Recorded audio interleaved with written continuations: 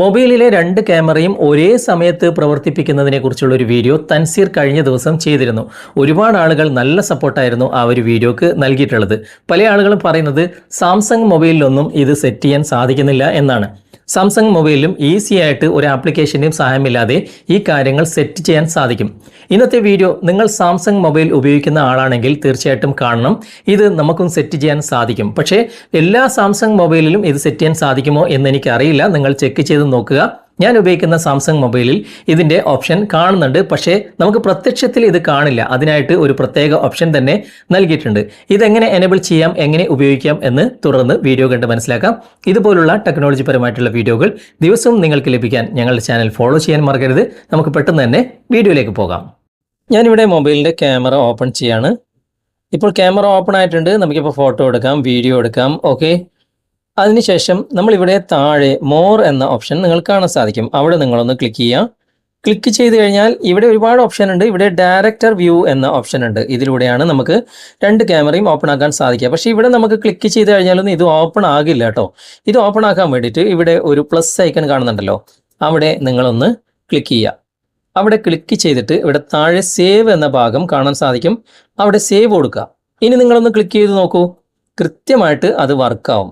ഇപ്പോൾ രണ്ട് ക്യാമറ ഇപ്പം വർക്ക് ആവുന്നുണ്ട്. ഒന്ന് താഴെ ഫ്രണ്ട് ക്യാമറ, മറ്റത് ബാക്ക് ക്യാമറ. ഓക്കെ, ഇപ്പോൾ ഇവിടെ കാണുന്നത് പകുതിയായിട്ട്, അതായത് സ്പ്ലിറ്റ് സ്ക്രീൻ മോഡിലാണ്. ഇവിടെ ടച്ച് ചെയ്തിട്ട് നമുക്കത് പിക്ചർ ആൻഡ് പിക്ചർ മോഡിലേക്ക് മാറ്റാം. അതായത് ഇപ്പം കാണുന്നില്ലേ, ചെറിയ ഈ രൂപത്തിൽ ഇവിടെ ഫ്രണ്ട് ക്യാമറ, ബാക്കി ബാക്ക് ക്യാമറ. ഈ രൂപത്തിലും നമുക്ക് റെക്കോർഡ് ചെയ്യാം. ഓക്കെ, അങ്ങനെ രണ്ട് ഓപ്ഷൻ ഉണ്ട്. പക്ഷെ നിങ്ങൾ ഇവിടെ ശ്രദ്ധിക്കേണ്ട ഒരു കാര്യമുണ്ട്, അത് ഞാൻ നിങ്ങൾക്ക് കാണിച്ചു തരാം. നിങ്ങൾക്കിത് റെക്കോർഡ് ആണെങ്കിൽ, അതായത് രണ്ടും കൂടി നിങ്ങൾക്ക് ഒരുമിച്ച് റെക്കോർഡ് ആണെങ്കിൽ ഇവിടെ നടുവിൽ ഒരു ഓപ്ഷൻ ഉണ്ട് കണ്ടോ. അവിടെ ക്ലിക്ക് ചെയ്തിട്ട് ഈ ഡബിൾ മോഡിലാണെങ്കിൽ നിങ്ങൾക്ക് ഏതെങ്കിലും ഒന്ന് മാത്രമേ റെക്കോർഡ് ആവുകയുള്ളൂ. ഇനി അത് മാറ്റിയിട്ട് നിങ്ങൾ സിംഗിൾ മോഡിലേക്ക് മാറ്റണം. ഓക്കെ, ഇവിടെ ഒന്നും കൂടി ടച്ച് ചെയ്യുമ്പോൾ ആ ഒരു സിംഗിൾ മോഡിൽ അവിടുത്തെ ഐക്കൺ നോക്കിക്കഴിഞ്ഞാൽ തന്നെ നിങ്ങൾക്ക് മനസ്സിലാകും. ആ ഒരു രൂപത്തിൽ നിങ്ങൾ വെച്ചതിന് ശേഷം നിങ്ങൾ റെക്കോർഡ് ചെയ്താൽ മാത്രമേ രണ്ടും കൂടി ഒരുമിച്ചിട്ട് ഒരു സ്ക്രീനിൽ നിങ്ങൾക്ക് റെക്കോർഡാക്കാൻ സാധിക്കുകയുള്ളൂ. ഓക്കെ, അത് ഇമ്പോർട്ടൻ്റ് ആണ്, അത് നിങ്ങൾ ശ്രദ്ധിക്കുക. എന്നിട്ട് നിങ്ങൾ ബാക്ക് വരാം. എന്നിട്ട് നമുക്കൊന്ന് റെക്കോർഡാക്കി നോക്കാം. ഓക്കെ, എന്നിട്ട് എങ്ങനെയാണ് ഇതിൻ്റെ റിസൾട്ട് വരുന്നതെന്ന് നോക്കാം. ഇതുപോലെ പിക്ചർ ആൻഡ് പിക്ചർ മോഡിലും രണ്ട് ക്യാമറ ഒരേ സമയത്ത് പ്രവർത്തിപ്പിച്ചിട്ട് നമുക്ക് വീഡിയോ എടുക്കാൻ സാധിക്കും. ഇനി നമുക്ക് സ്പ്ലിറ്റ് സ്ക്രീനിലും പകുതിയായിട്ടും നമുക്ക് രണ്ട് ക്യാമറ പ്രവർത്തിപ്പിച്ചിട്ട് വീഡിയോ എടുക്കാൻ സാധിക്കും. അത് ഞാൻ നിങ്ങൾക്ക് കാണിച്ചു തരാം. ഈ രൂപത്തിലും നമുക്ക് രണ്ട് ക്യാമറ ഒരേ സമയത്ത് പ്രവർത്തിപ്പിച്ചിട്ട് സ്പ്ലിറ്റ് സ്ക്രീനിലും പകുതിയായിട്ടും നമുക്ക് വീഡിയോ എടുക്കാനും സാധിക്കും. അതിന് ഓരോന്നും നമ്മൾ വീഡിയോ എടുക്കുമ്പോൾ ഞാൻ നേരത്തെ കാണിച്ച പോലെ സെറ്റ് ചെയ്യണം കേട്ടോ. എങ്കിൽ മാത്രമാണ് നമുക്ക് ഏത് മോഡലാണ് വേണ്ടതെന്ന് നമുക്ക് ചൂസ് ചെയ്യാൻ പറ്റുക. ഓക്കെ, അപ്പോൾ ഇതുപോലെ സാംസങ് മൊബൈലിലും നമുക്ക് ഫ്രണ്ട് ക്യാമറയും ബാക്ക് ക്യാമറയും ഒരേ സമയത്ത് പ്രവർത്തിപ്പിച്ചിട്ട് വീഡിയോ എടുക്കാനുള്ള ഓപ്ഷൻ ഉണ്ട്.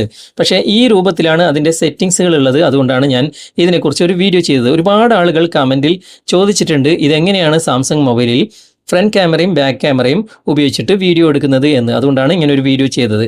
എല്ലാ സാംസങ് മൊബൈലിലും ഉണ്ടോ എന്നറിയില്ല. നിങ്ങൾ ചെക്ക് ചെയ്ത് നോക്കുക, എന്നിട്ട് നിങ്ങൾ കമൻറ്റായി രേഖപ്പെടുത്തുക. ഓക്കെ, അപ്പോൾ ഇന്നത്തെ വീഡിയോ നിങ്ങൾക്ക് ഉപകാരപ്രദമായിട്ടുണ്ടെങ്കിൽ നിങ്ങളുടെ കൂട്ടുകാരിലേക്കും വീഡിയോ ഷെയർ ചെയ്തെത്തിക്കുക. അതുപോലെ തന്നെ വീഡിയോയെക്കുറിച്ചുള്ള അഭിപ്രായങ്ങളും നിർദ്ദേശങ്ങളും നിങ്ങൾ കമൻറ്റായി രേഖപ്പെടുത്തുക.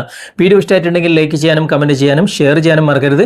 ചാനൽ നിങ്ങൾ ഇതുവരെ ഫോളോ ചെയ്തിട്ടില്ലെങ്കിൽ ചാനൽ ഫോളോ ചെയ്യുക, സബ്സ്ക്രൈബ് ചെയ്യുക, ലൈക്ക് ചെയ്യുക, സപ്പോർട്ട് ചെയ്യുക. അടുത്ത നല്ലൊരു വിഷയവുമായി അടുത്ത അവസരത്തിൽ നമുക്ക് വീണ്ടും കണ്ടുമുട്ടാം. Thanks for watching. ബൈ.